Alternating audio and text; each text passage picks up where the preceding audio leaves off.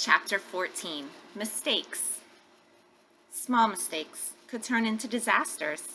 Funny little mistakes could snowball so that while you were still smiling at the humor, you could find yourself looking at death.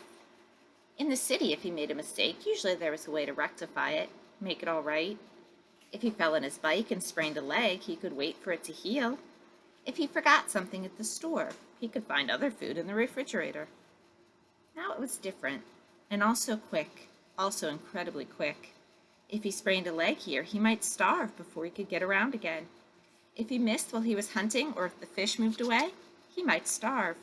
If he got sick, really sick, so he couldn't move, he might starve. Mistakes.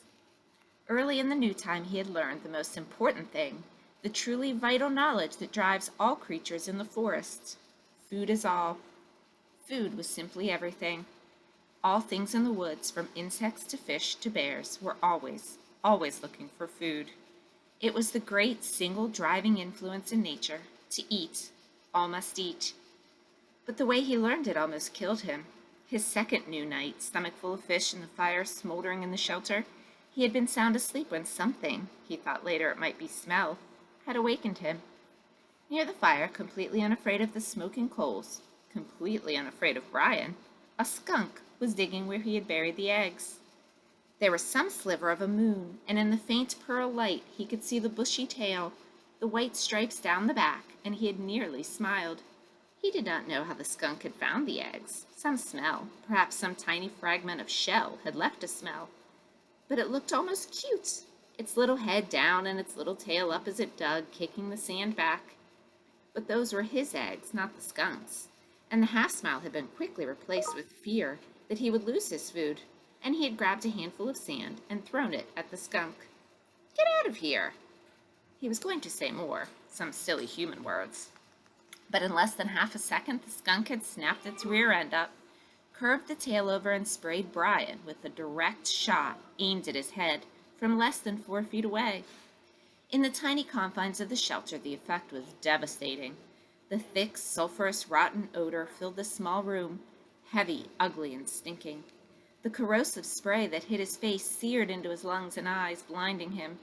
He screamed and threw himself sideways, taking the entire wall off the shelter, screamed and clawed out of the shelter, and ran to the shore of the lake. Stumbling and tripping, he scrambled into the water and slammed his head back and forth, trying to wash his eyes, slashing at the water to clear his eyes. 100 funny cartoons he had seen about skunks. Cute cartoons about the smell of skunks. Cartoons to laugh at and joke about. But when the spray hit, there was nothing funny about it. He was completely blind for almost 2 hours. A lifetime. He thought that he might be permanently blind, or at least impaired, and that would have been the end, as it was the pain in his eyes lasted for days, bothered him after that for 2 weeks. The smell in the shelter in his clothes and in his hair was still there now, almost a month and a half later. And he had nearly smiled. Mistakes. Food had to be protected.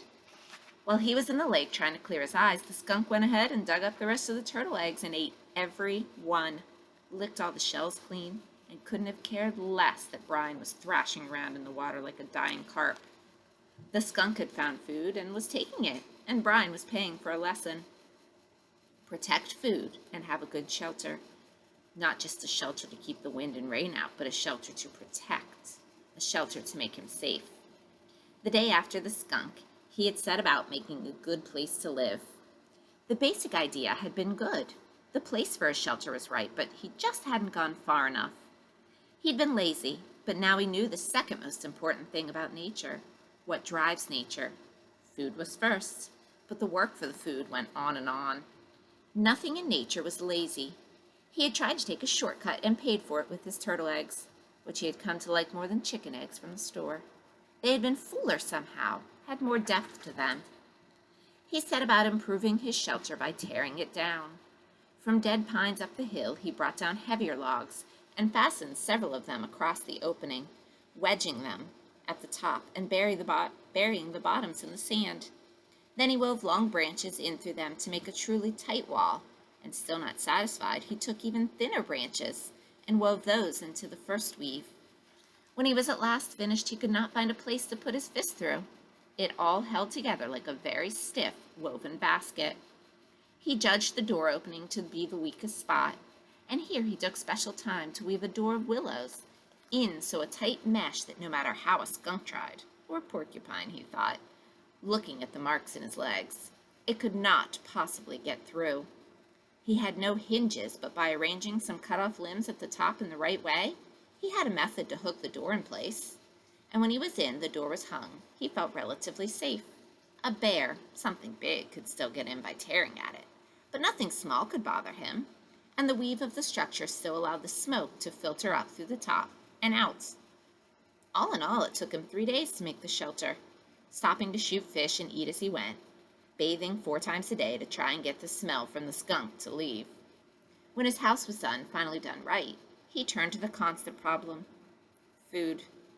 It was all right to hunt and fish, or fish and eat, but what happened if he had to go a long time without food? What happened when the berries were gone and he got sick or hurt or, thinking of the skunk, laid up temporarily? He needed a way to store food, a place to store it, and he needed food to store. Mistakes. He tried to learn from the mistakes.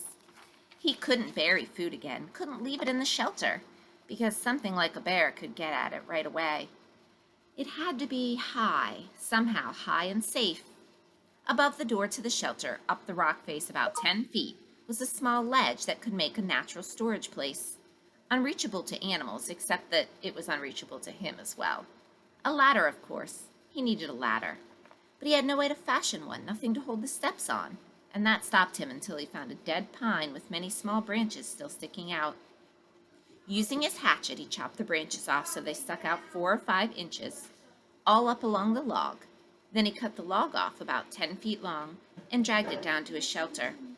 It was a little heavy but dry, and he could manage it, and when he propped it up, he found he could climb to the ledge with ease, though the tree did roll from side to side a bit as he climbed. His food shelf, as he thought of it, had been covered with bird manure, and he carefully scraped it clean with sticks. He had never seen birds there, but that was probably because the smoke from his fire went up right across the opening, and they didn't like smoke. Still, he had learned, and he took time to weave a snug door for the small opening with green willows, cutting it so it jammed in tightly.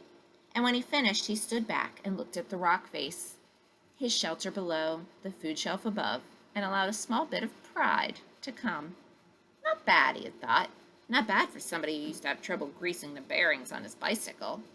Not bad at all. Mistakes. He had made a good shelter and food shelf, but he had no food except for fish and the last of the berries. And the fish, as good as they still tasted then, were not something he could store. His mother had left some salmon out by mistake one time when they went on an overnight trip to Cape Hesper to visit relatives, and when they got back, the smell filled the whole house. There was no way to store fish. At least he thought, no way to store them dead. But as he looked at the weave of his structure, a thought came to him, and he moved down to the water. He had been putting the waste from the fish back in the water, and the food had attracted hundreds of new ones. I wonder. They seemed to come easily to the food, or at least the small ones. He had no trouble now shooting them, and had even speared one with his old fish spear, now that he knew to aim low. He could dangle something in his fingers, and they came right up to it. It might be possible, he thought. Might just be possible to trap them, make some kind of pond. To his right, at the base of the rock bluff, there were piles of smaller rocks that had fallen from the main chunk, splinters and hunks, from double fist size to some as large as his head. He spent an afternoon carrying rocks to the beach and making what amounted to a large pen for holding live fish. 2 rock arms that stuck out 15 feet into the lake and curved together at the end. Where the arms came together, he left an opening about 2 feet across. Then he sat on the shore and waited.